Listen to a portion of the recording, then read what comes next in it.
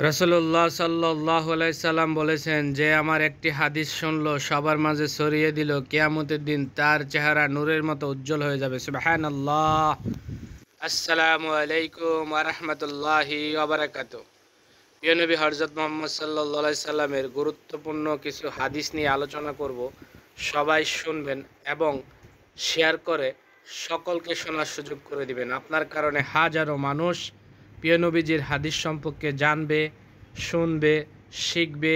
এর বিনিময়ে আল্লাহ তাআলা আপনার আমলনামায় অসংখ্য অগণিত নেকি যুক্ত করে দিবেন ইনশাআল্লাহ।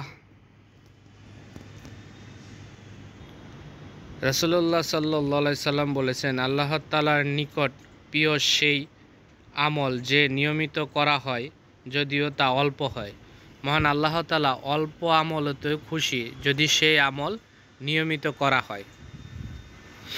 সহিহ বুখারী হাদিস নাম্বার 6020। রাসূলুল্লাহ সাল্লাল্লাহু আলাইহি ওয়াসাল্লাম বলেন, তোমরা কবরস্থানে যাও, কারণ এটি তোমাদেরকে আখিরাতের কথা মনে করিয়ে দিবে। নবী হযরত মুহাম্মদ সাল্লাল্লাহু আলাইহি সাল্লাম আমাদেরকে কবরস্থানে যেতে বলেছেন, কারণ এটি আখিরাতের কথা মনে করিয়ে দিবে। তিরমিজি হাদিস নাম্বার 1054।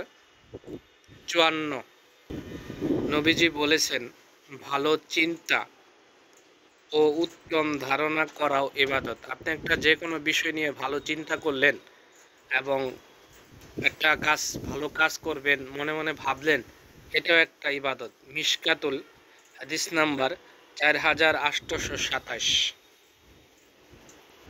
নবী করিম সাল্লাল্লাহু আলাইহি সাল্লাম বলেন, আমি যা জানি তোমরা যদি তা জানতে, তাহলে খুব বেশি কাঁদতে, খুব কমই হাসতে।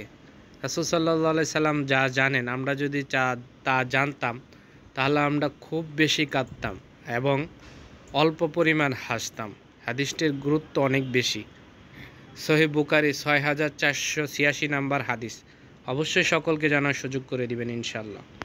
রাসূলুল্লাহ সাল্লাল্লাহু আলাইহি সাল্লাম বলেন, যে ব্যক্তি নিয়মিত 5 ওয়াক্ত সালাত আদায় করবে, সে 50 ওয়াক্ত সওয়াবের অধিকারী হবে।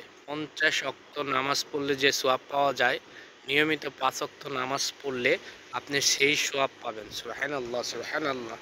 সহিহ মুসলিম, সহিহ বুখারী এবং সহিহ তিরমিজিতে 213 নম্বর হাদিস। তিনটা বড় বড় হাদিসের এর উল্লেখ করা আছে। রাসূলুল্লাহ সাল্লাল্লাহু আলাইহি সাল্লাম বলেন, যে ব্যক্তি চায় তার জীবিকা প্রশস্ত হোক এবং আয়ু বৃদ্ধি পাক, সে যেন আত্মীয়তার বন্ধন রক্ষা করে। আপনি চান আপনার জীবিকা প্রশস্ত হোক, মানে আপনার ইনকামে বরকত আসুক, আপনি অনেক বেশি ইনকাম করেন অথবা আপনার রিজিক বৃদ্ধি হয়, তাহলে আপনাকে অবশ্যই আত্মীয়তার বন্ধন রক্ষা করতে হবে এবং আত্মীয়দের সাথে ভালো ব্যবহার, ভালো আচরণ করতে হবে। সহিহ বুখারী হাদিস নাম্বার 5986। গুরুত্বপূর্ণ কয়েকটি হাদিস নিয়ে আলোচনা করেছি, আশা করি সকলকে শোনার সুযোগ করে দিবেন। আসসালামু আলাইকুম ওয়া রাহমাতুল্লাহি ওয়া বারাকাতুহু।